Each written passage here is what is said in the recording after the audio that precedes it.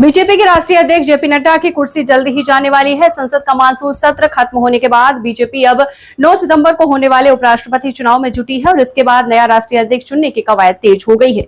BJP Bihar चुनाव से पहले नए अध्यक्ष का ऐलान कर सकती है। बता दें कि जनवरी 2020 में अध्यक्ष चुने गए थे। जेपी नड्डा का 3 वर्ष का कार्यकाल समाप्त होने के बाद उन्हें विस्तार मिलता रहा।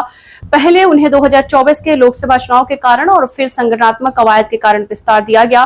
5 साल से ज्यादा का वक्त बिता चुके हैं। अब बीजेपी यूपी, गुजरात, कर्नाटक जैसे महत्वपूर्ण राज्यों के प्रदेश अध्यक्षों का चुनाव करेगी और इसके साथ ही राष्ट्रीय अध्यक्ष का चुनाव कराया जाएगा। बताया जा रहा है कि नए बीजेपी अध्यक्ष के नाम के सुझाव के आरएसएस और बीजेपी के वरिष्ठ नेताओं ने करीब 100 नेताओं से संपर्क किया है। बीजेपी के पूर्व अध्यक्ष, वरिष्ठ केंद्रीय मंत्री और आरएसएस बीजेपी से जुड़े और संवैधानिक पदों पर रह चुके नेता भी शामिल हैं। ऐसा अनुमान है कि वहीं जिला अध्यक्षों, प्रदेश अध्यक्ष के चुनाव में पार्टी लगी है। इसमें ध्यान रखा जाएगा कि चयनित नेता कम से कम 10 साल से बीजेपी में सक्रिय सदस्य रहा हो, क्योंकि दूसरी पार्टियों से आने वाले नेताओं को संगठन में महत्वपूर्ण जिम्मेदारी मिलने से बीजेपी के कार्यकर्ताओं में असंतोष होता है। ये बात संघ और बीजेपी को समझ आ रही है। कुल मिलाकर लग रहा है कि बीजेपी इस समय आंतरिक संघर्ष से गुजर रही है। पढ़ते रहिए fight against criminal daily newspaper.